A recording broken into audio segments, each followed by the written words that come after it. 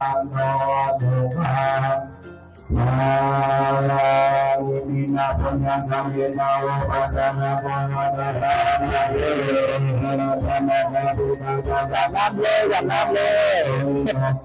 เก็บภาพอ่ะเมื่อวันเดนาลาวิกาธรรมะมานาคาอินทาภะโตโลภะกานาคาเทวตานาโมมิยาตาภูกาตาโตเกวันเดบุญญาณิตาปัตตานิโนขายแล้วเนี่ยขายแล้วเนี่ยโอ้โหนี่ดูขายอย่างน่าดูขายตัวจะเสียบนะมันจะเสียบเนาะยังไม่ได้ขายเพื่อไปจะได้อะไม่อยากสั่งยิงเหรอแต่แย่เนี่ยนี่จะอายอันนี้เต้าหู้ที่ของห้องเลยนี่ของห้องเลยนี่สองจะเสียบเนาะจะได้เริ่มขายแล้วนี่โอ้อันนี้ปัดต้องโกแซ่บโรตี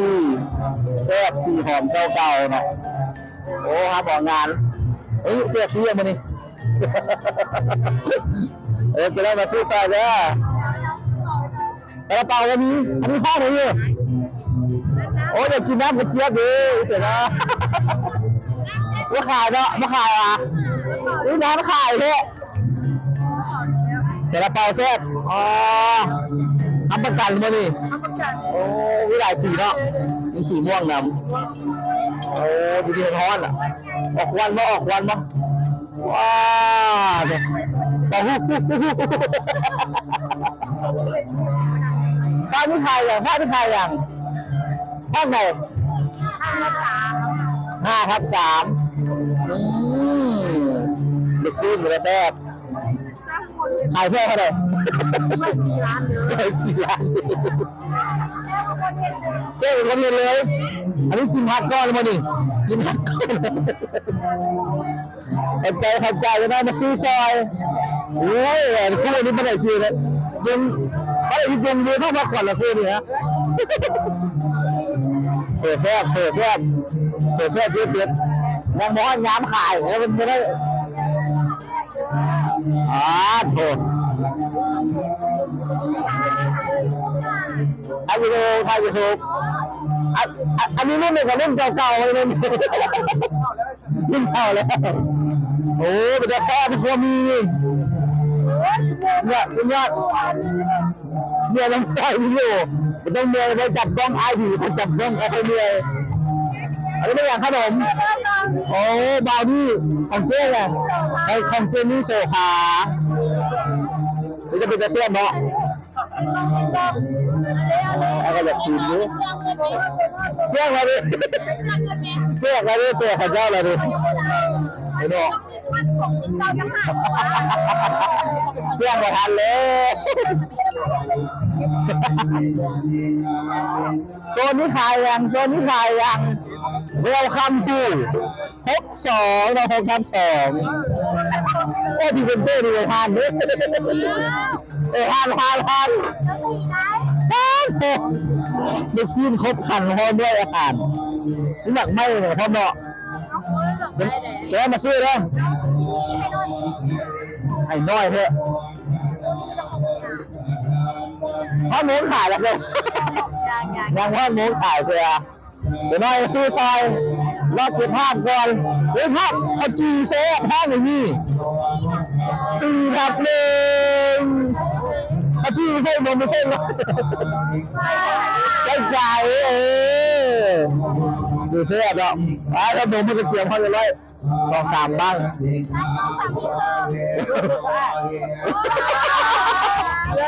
มาได้ครับไอ้เล็กซิมข้อไหนนี่52เจอเล็กซิมเล็กซิมหลายเสียงอ่ะนี่ลาไม่ต้องกินแล้วเล็กซิมเนี่ยเอาจี้ขึ้นลานเล็กซิมขึ้นใจกินยิ่งดังว่าอันนี้ข้อไหนเนาะนี่ตัว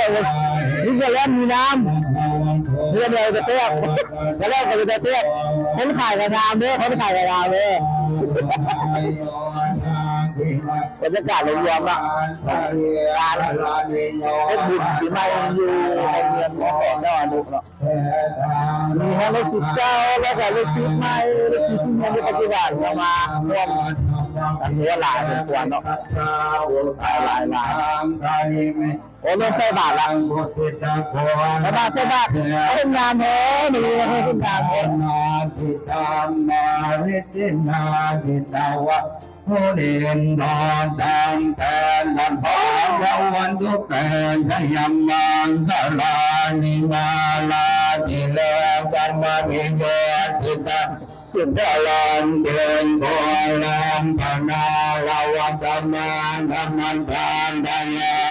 นนาลาเดินอัปปนามปัจจัยดับดวงตาวันดิจาตามาอย่าลงยูทูบอย่าลงติ๊กต็อกโยนันตาบังเอิญเจ้าอาเอิญจึงยานเราไม่ได้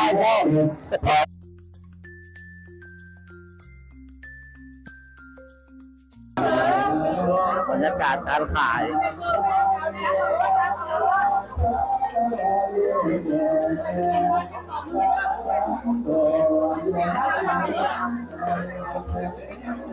ชื่อได้ทั้งเปิดและขอบคุณเอาเลยเพื่อนเลยเพื่อนวันนี้3ไอ้น้องมาช่วยกันขายมันเพื่อนเลยเป็นมือแรกแค่บาทเลย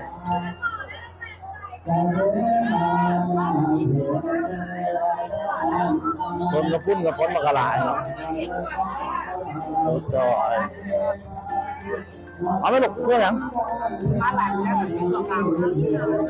ซื้อพอมีเด้อลูกซีดเลยอันนี้โซนอย่างซื้อพลังงานให้กำลังใจอยู่ข้างหลังเนี่ยฮะโอ้นักล่าของงานแน่นอนดันเลยแล้ว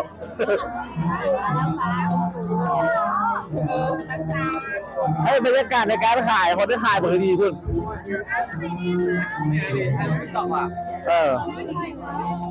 เอากินข้าวหม้อไปเลยป่ะเนาะโอ้ยตายโอ้ยตีตายลูกซีดเด้อเราดูลูกซีดเป็นลายเด้อเอาไปให้ตอนกินได้ตอนไหนโอ้เห็นบรรยากาศตอนขายอันนี้นี่ไม่เอาแล้วอ่ะไม่เอาบอลแต่ยานักล่าฮะเราบอกไม่ได้เสร็จในวิดีโอมีแล้วเอามาที่ได้ทำบอกเอาเลยอันดักกันจ้ะโอ้ยเธองานเลยมันก็ไล่เพื่อนงานเสือดาวอีกยุ่ใส่งามนี่นี่โอ้นี่ขนมปังปิ้งโอ้จะมีเต่าอีกเนาะโอเคภาษาสมุกอันนี้พวกรถสติ๊กเกอร์ฮาร์ไอ้ปังปิ้งชีหอมเจ้าแซ่บเนาะโอ้ยไปทางหุ้นบุรีออกมาจะไปเลยได้อย่างได้เฟื่อฮั่นจะเป็นอ่ะโอ้ไม่เคยชิมเอาไม่ค้นมากระไรไม่เป็นระบอกก็คือหม้อต้นทุนหม้อกำไรขายย่างเดียวโอ้ฮั่นนี่ก็ได้ขายดีเด้อฮั่นนี่ก็ได้ขายดีเด้อเนาะอันนี้ได้ขายดีที่สุดกระเล่มนี้เขาซื้อกระเล่มจะจ่อกันจ่อเข้าเลยกระเล่มนะเอาเข้าเลยดูขอบใจว่าเป็นตาเสียบด้วยกระเล่มเป็นตาเสียบด้วยโอ้ยกินอาหารอย่าลืมไปชิมเฟื่อตัวเป็นเด้อคนมันกระลาดูพวกนั้นลูกหวังเอาลงเป็นนะเขาจะเป็นนักล่ากระเล่มแล้วเอาตำแซ่บเบอร์แซ่บเบอร์เดี๋ยวเบิ่งโซนน้ำเต้าหู้กันโซนน้ำเต้าหู้โซนนี้โซนน้ำเต้าหู้สบายไม่ได้ฮะ กินกันแล้วมากินเต้าหู้นะไหมพี่น้อง ได้แต่ถ้าอีห่างเมื่อกี้มันจำถามโจกไปแล้วเดี๋ยวกินอะไร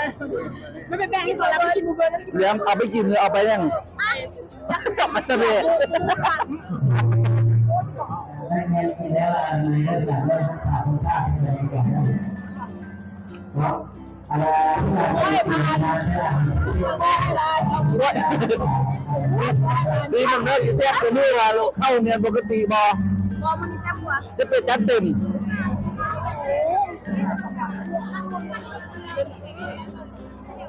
ด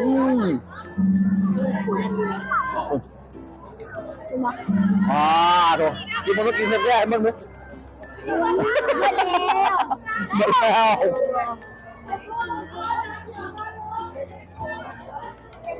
จอกเขาเลยสุดเนี่ยเอาเลยอ่ะเอาสองอ่ะขอบกันดองให้ขอบใจอะไรแซ่บมาเลยแซ่บโอ้โหตาเขียวซานมโกโก้แซ่บเด้อฮันนี่เด้อ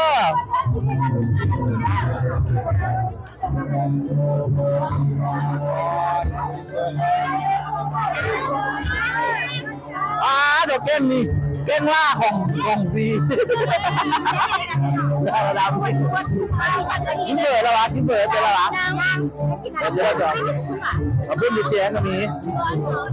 แล้วไอ้เมียดิไอ้เมีย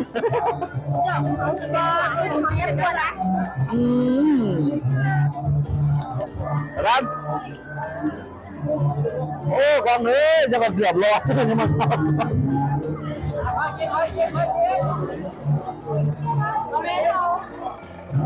นักเรียนใส่นักเรียนใส่เอาอย่างจานโต้จะเยอะอย่างกระเป๋ากระแทกหน้ามันแข็งกระแทกเขาเนี่ยเขาอยากดัง เอาดังโอ้ต้องมาจุอะไรวะ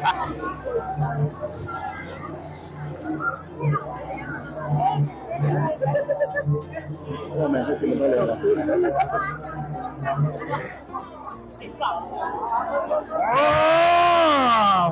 จะลืมไม่หมดได้ไหมล่ะเฮ้ย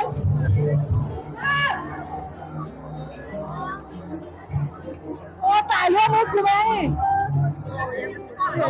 ฮะนักล่าของจริงเอาลงเขาได้โหวตด้วยแล้วปีใหม่แล้วนั่นกัน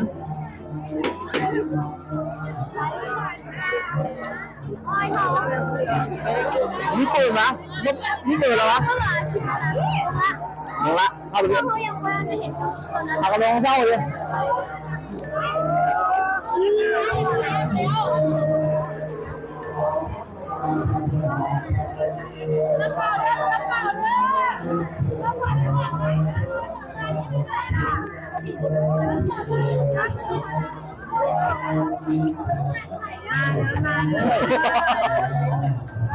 ตัวนี้ก็ขายดี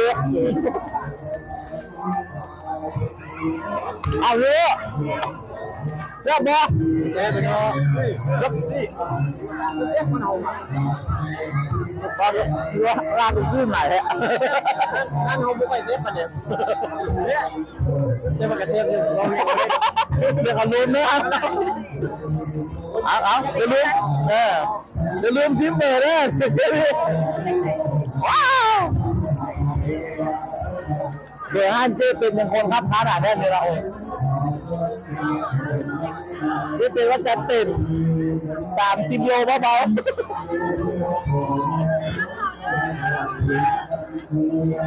มาปุ้นกระเซบระวังตำรวจด้วยมาปุ้นนะเกินตำรวจจับเลยเจ็บ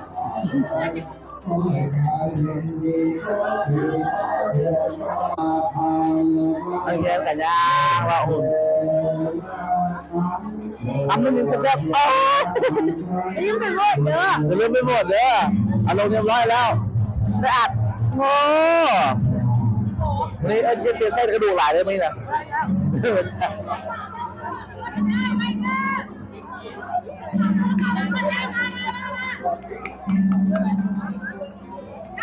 ตาเขียวตาโดนเลย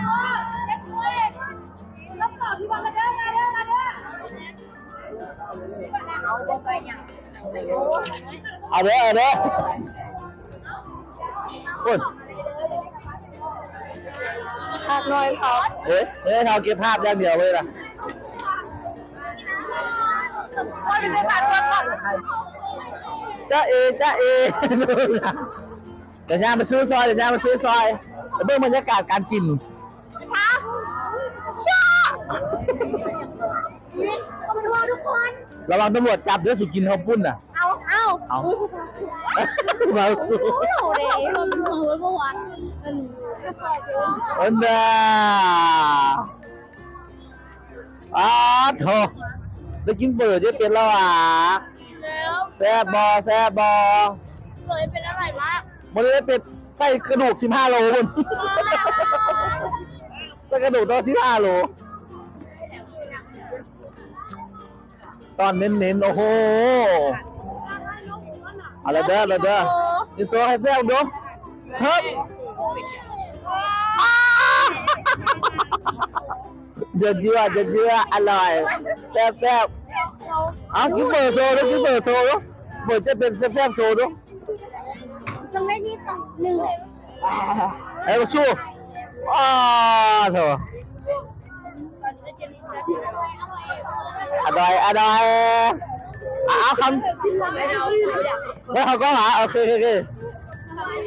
ก็แน่นอนก็ดูดินั่นเลย โคตรจืดเลย ซิโร่โคตรจืด ซาโล ก็บอกเขาจะตื้นน้ำตาลตัวเอาแซ่บอุ้ย แล้วก็จะแบลเฟอร์อยู่ แต้งงามๆกินคำดูแซ่บด้วย ไม่จะเป็นพี่เกี่ยวกับใครบ้าง อะไรที่กินแซ่บงามเอาเลยว่าไอ้เราหยุดละเอาที่มังอย่างมักหูหรือว่าพางสตรอเบอรี่คือสีเหลืองสายเกี่ยวแต่ตัวนี้คือไม่มีอาหารเอาอาหารมากินแล้วอ่ะโอ้ได้เฟิร์กมาแล้วเค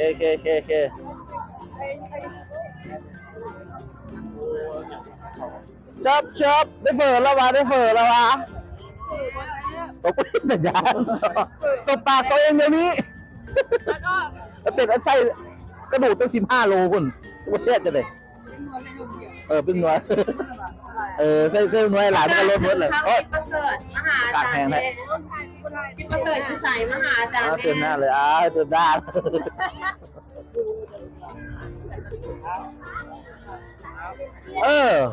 มันก็ว่าไม่ดี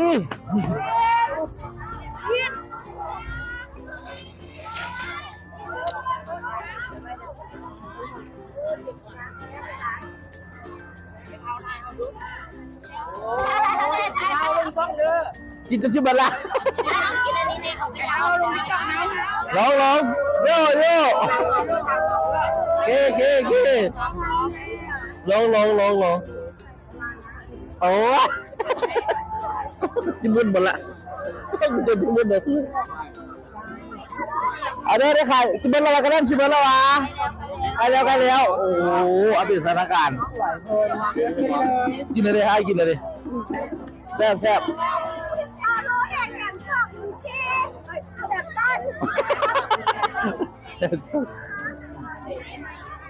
น้ำเป๊ปซี่นั่นน่ะละล่อแล้วนะไม่ออกกล้องวันทีแล้วนะเอาจีแซ่บมาเขาซื้อกะจีเลย ก็1,500,000 เขาไม่เสร็จนะได้ครับปัดแล้วปัดแล้วเหรออ๋อโอเคจีแซ่บวันนนเขาจีเลยเด้อครับนี่อ่ะ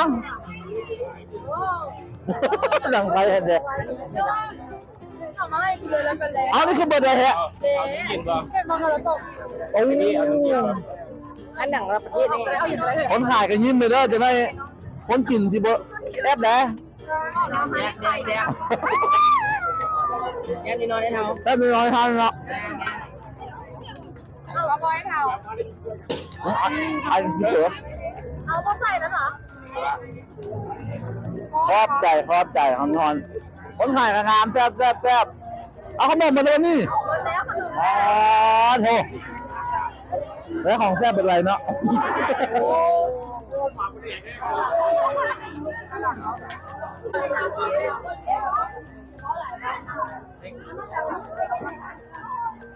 ปลาไปนวดเดี๋ยวปั้นตั้งนั่งกัน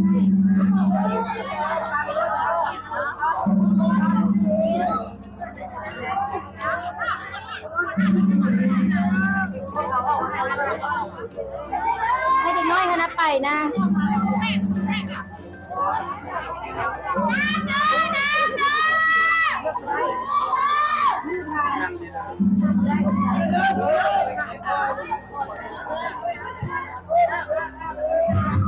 เกิดเหตุการณ์เสียงโทรโขงแตกน้ำเด้อน้ำเด้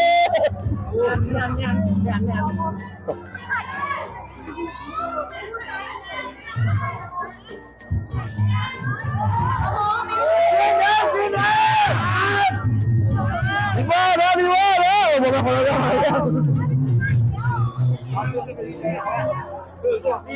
โอเคสุดที่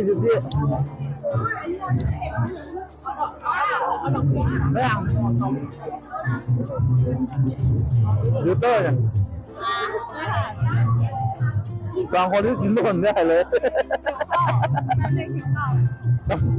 ต้องกินไว้ก่อนเราค่อยนะมันกินได้ไงนะโอ้ยพุ่งเขาเปิดยังวนอยู่เด้อ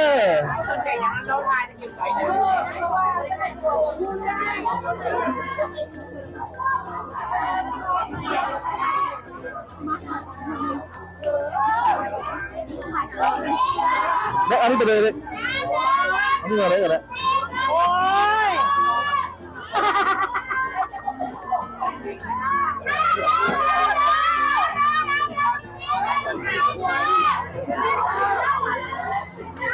ไปไม่หม้อละลูกซีนในห้องเอง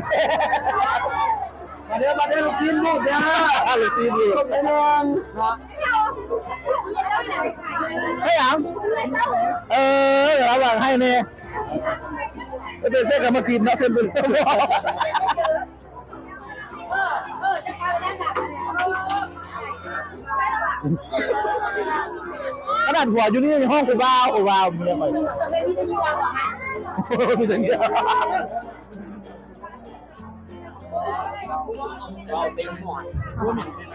ลูกซีนเด้อโปรโมทซอยลูกซีนหมด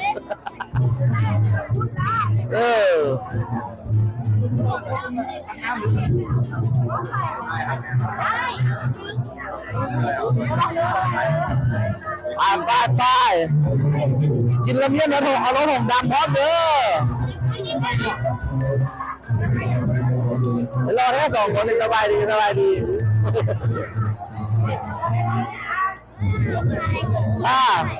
่ายคลิป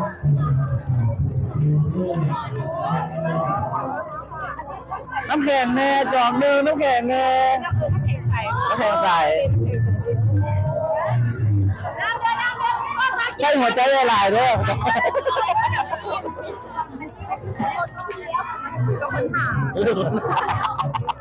มันขึ้นอย่างคนขาดได้แล้วก็ชื่ออะไรตัวนี้นะได้ขายดี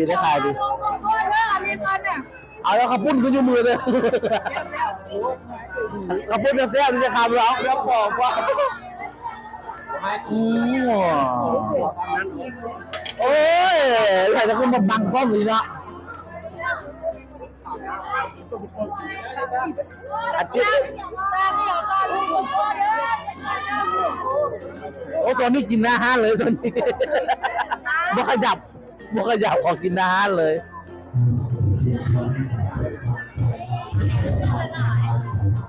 ก็จะเบิดแล้วบุญก็จะเบิดแล้วไปทำยังไงโอ้ยเบิดเลยไม่ค่าเบิ้มอีกเหรอแสดงว่าห้างเขาแซ่บอะไรทั้งหลายเนาะห้างเขาแซ่บโอ้ยทำไมดีกินไอ้ไม่ไหวเราบอลเลยสดไอ้วิดีโอ คนน้ำเต้าหู้ยังเต็มที่แล้วเขาจะอิ่มเขาจะกลับมาเนาะจ้าไปโดนละ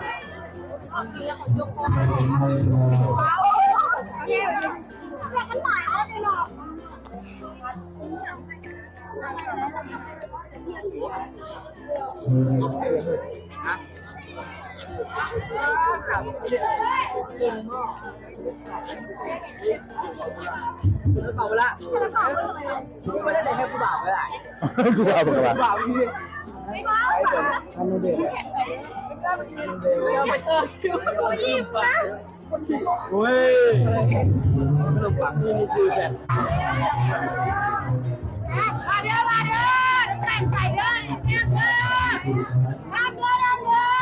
จะเสียงดังเกี่ยวกับขบวนเด็กไทยเด้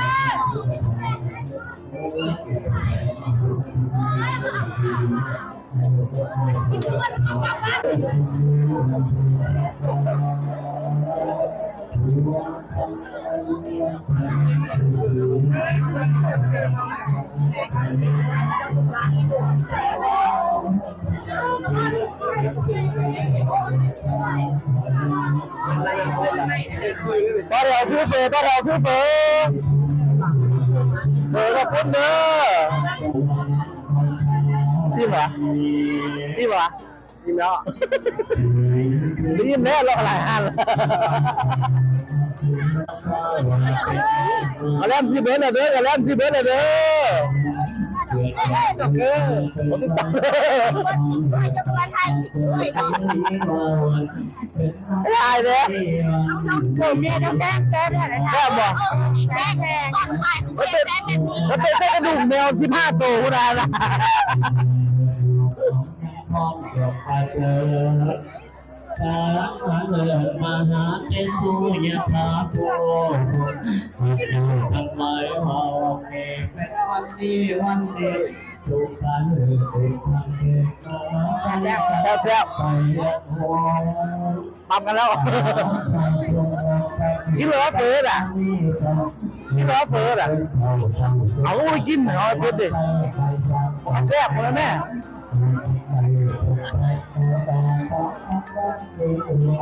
วันเนาะทุกคนมาปากกาลายเนี่ยปากกาลาย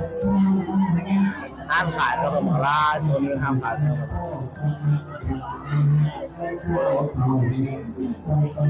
คนที่มันย้ายมาสู่ฟังที่เปิดใครแต่ไม่ได้แดดบ้องอากาศดีเนาะต้องเพิ่มคนดาว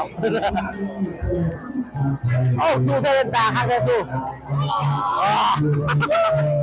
คุณดาว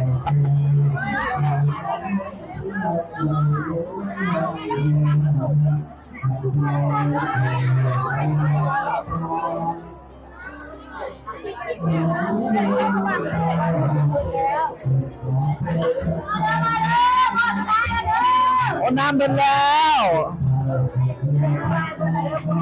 เล่นลูกชิ้นยังอยู่ตอนผู้ชายกับบอลพัดลมมาต่อยเนาะมีข้างหลังเลยใครไม่เห็นเอาขึ้นได้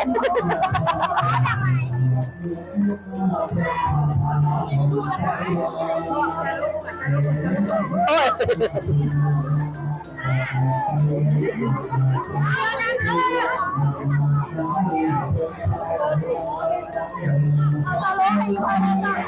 เอาห้านก็เดินแล้วมากินห้านนี่เถอะงางหนึ่งอาจจะกระไรให้ผมกระไร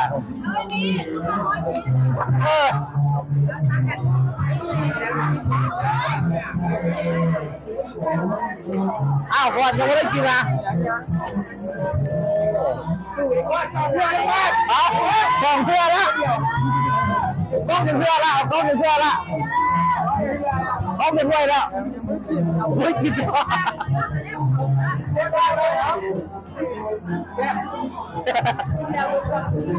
จะไปเพิ่มต้นน้ำปลาบ้ากินบ่ไอวิดีโอ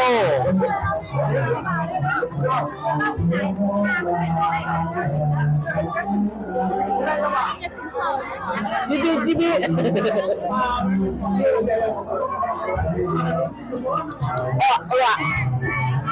เฮ้ย โล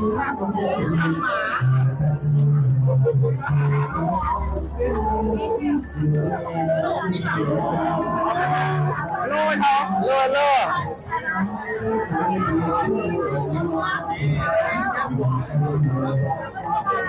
เปิดกันยังหลายอยู่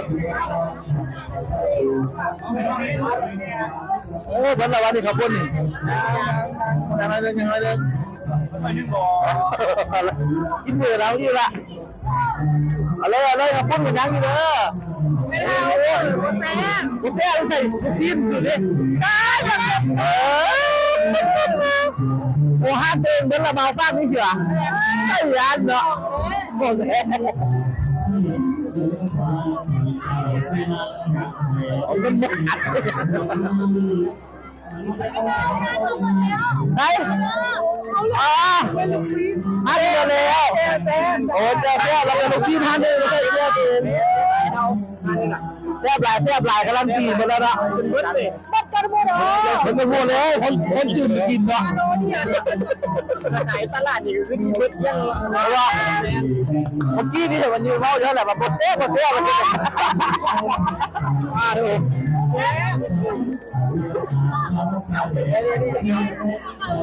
เขาบอกว่าเขาบอกกินให้เขามาเด้องานดูเงี้ยนี่นะมาเลยเขามาเลิกงานครับแต่ไทยอยู่ดู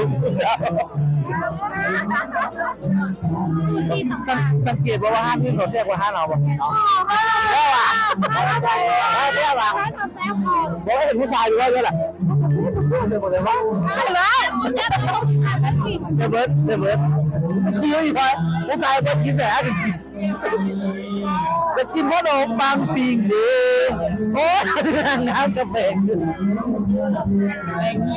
โอ้เป็นปิ้งอยู่ข้างหลังหรอผมปังปิ้งเลยกำลังทานเลยเด้อโ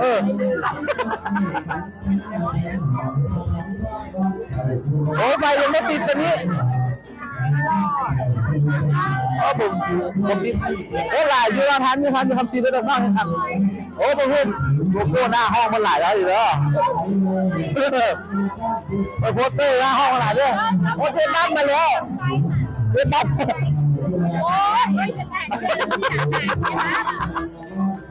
กินของจากเตาถ่านโอ้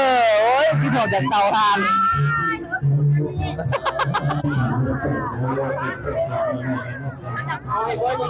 ใครชิมเบิ้ลละวันนี่โอ้ยยังไม่หลายอยู่คนกี้เอาที่ชิมเบิ้ลละมาจับซื้อเด็ดดอก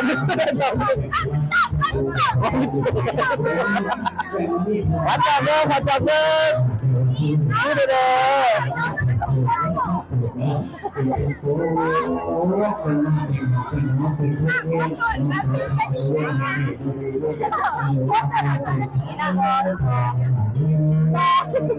ว้าบงลีลามืออาชีพเป็นน้ำใจร้อน รู้สึกว่าน้ำแดงนี่ที่หวานหรือที่เค็มนี่หวานแน่นอนยิ้มมือมันน้ำเข้าใจ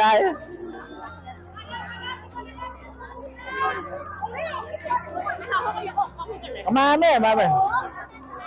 วันน่ะเวลาเลยเนอะโอ้ดีว่าไปส่องมาดิกูหายแล้วเลยโอ้หวานอะ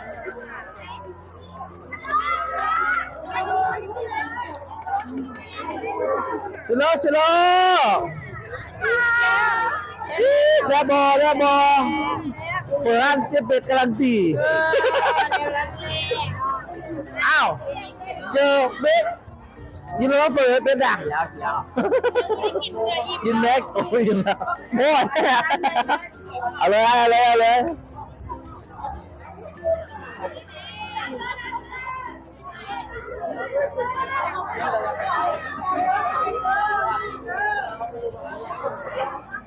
โซนนี้เลาะหลายห้านแล้วอันเก้นนี่เลาะหลายห้านแล้ว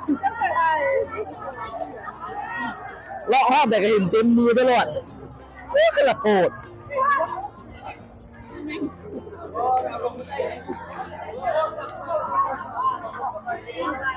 ที่เราที่หวา ว้าวดุเน้นๆดุเน้นๆดุงัวเน้น เรายังมาถ่ายเท่า ๆตอนนี้แหละกำลังปล่อยบดปล่อยเอาอย่างเอากระดูกไม่แห้งก่อนเดี๋ยวจะได้กำลังมูซีเพิ่ม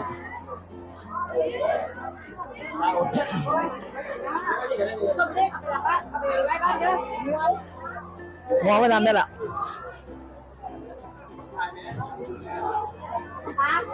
ยังยอนี่แหละมาไว้หลังก่อนดู ละอ๋อทุกคือได้ขายที่แท้แล้วไปอุดหนุนมาแล้วไปอุดหนุนเฟื่อเป็นเด้อโอ้เค็มๆจะกระมุ่นเนาะ ไอ้หุ่นดีแหละ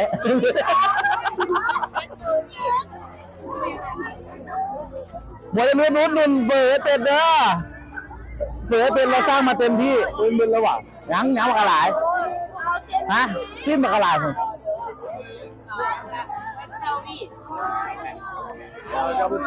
บ่เอาพี่เส้นเลยตัวอย่างพันเราอีกมาเก็บก่อนเพิ่มเรื่องที่วัดมีเดียนลบใจอันนั้นการได้กินภาษาอย่างภาษาอินเตอร์เดียนวะ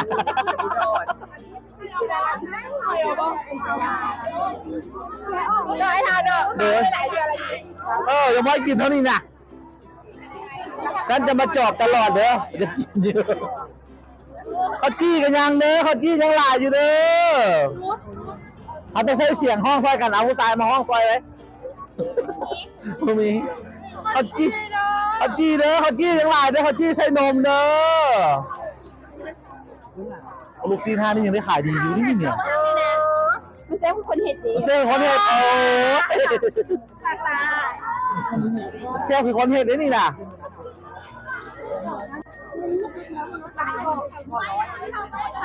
ไล่เลยมันเลยก็เริ่มชิวแล้วอ่ะวันนี้เราเด็กเข้ามาเลยอย่าไม่ต่อเป็นระเบียบสิตัวน้องเราเป็นระเบียบเป็นแถวสิตัว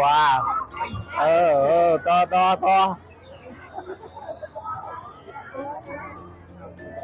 เต้นกันมาเต้นเหรอแล้วเต็มหมดเลยเอาปลาบ้ามขึ้นมาได้ยังเอาคุณเต้นอยู่ห้ามดูกันเจ้าเลยยังข้าวเลยซื้อเต้าหู้เน่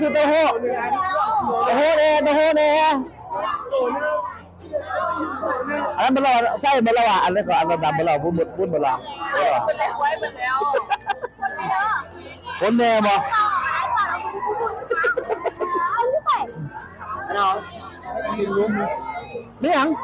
เอาแล้วกินอะไรมึงดูนี่ยังได้ละคุยดิโอ้นี่ยังขนมไม่ยังมันหวานโหดก็คือนั่นตัวกล้องให้ซีมฮ้อนเนี่ยกล้องได้ปะเต้นเขาพวกผม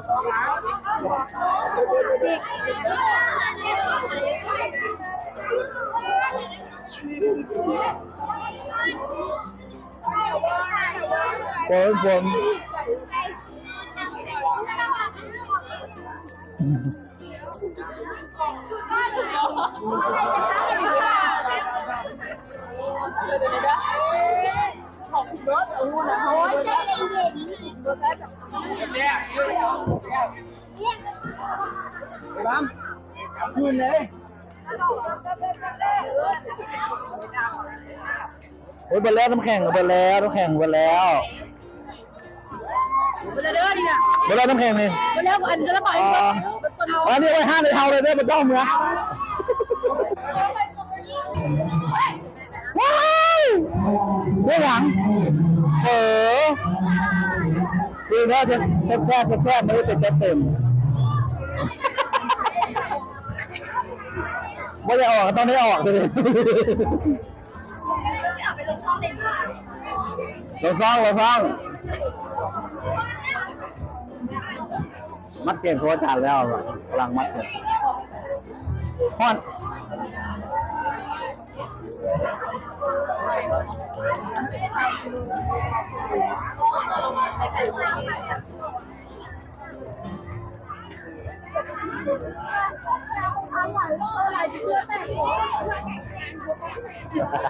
ไม่เห็นไหมโทรหลายโทรหลายวะโทรหลายวะ เราเบิ้ลของกันเพื่อนเราเบิ้ลของกันเพื่อนเราเบิ้ลติดเลยวะ อะไรเพื่อนเห็นเนื้อไหลว่าเนื้อไหลว่าปลารถทั้งนับเนื้อเราเกือบรู้ขนาดมาใส่ดิเรียกว่ารถทั้งเมืองเลยอ่ะ ไม่ป่าไม่รู้เพื่อนเลยดูนะขอบคุณเจ้า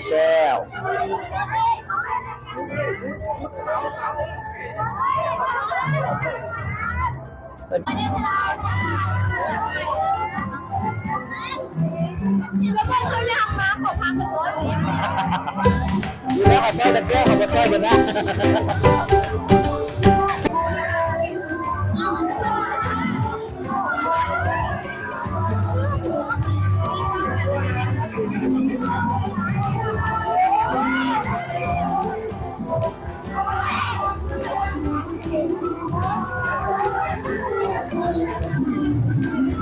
ก็ทำงานได้ละ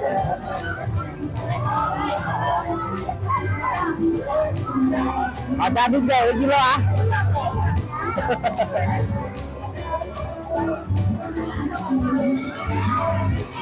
หลังจากกินข้าวแล้วเราเริ่มมีการรีดน้ำเกิดขึ้นเริ่มมีมือปืนหลายขึ้นกูด่าเริ่มมีมือปืนหลายขึ้นโอ้โหเขาเนี่ยเรื่องขนมลายเนี่ยเริ่มมีมือปืนเกิดขึ้น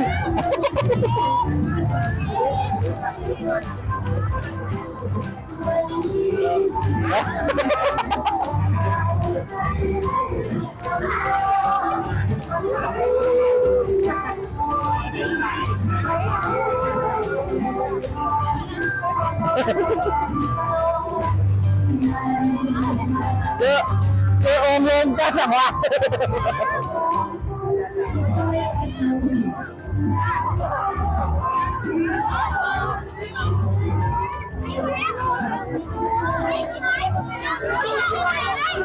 ไอ้เป็นราคาจะพูดงั้นคอยซื้อเงินละก้อนเจ้า3 เดือน 1 ปีตอนนี้เริ่มเคยกินแล้วขนมปังปิ้งเขียว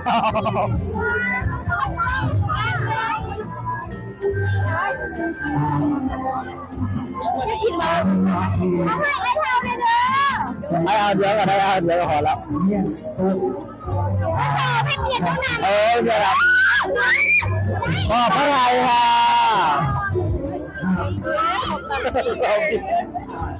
หลังเจ้าขายนี่หนูเจ้าขายอะไรพวกที่มีหมดแล้วเหรอ มีตลาดถึงไหม แล้วขนมปังปิ้งอะไร เพื่อนๆด้วยกันเนี่ย โอ้ยมือปืนกันไล่ลายมือปืนกันไล่เพลงที่หาของที่เพื่อนเองเพื่อนมาเพื่อนๆสั่งให้เพื่อนพวกตังค์กันเนี่ยง่ายมาพี่นะเอาโต๊ะตังค์ง่ายมาพี่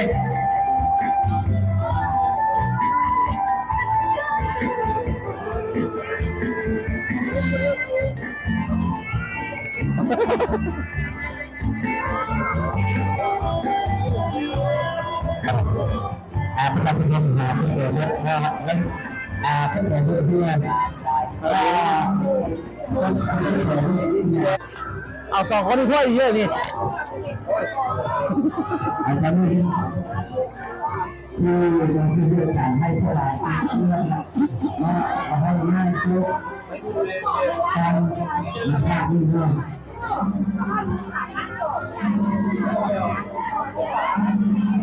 คุณนายจะกับคุณนาย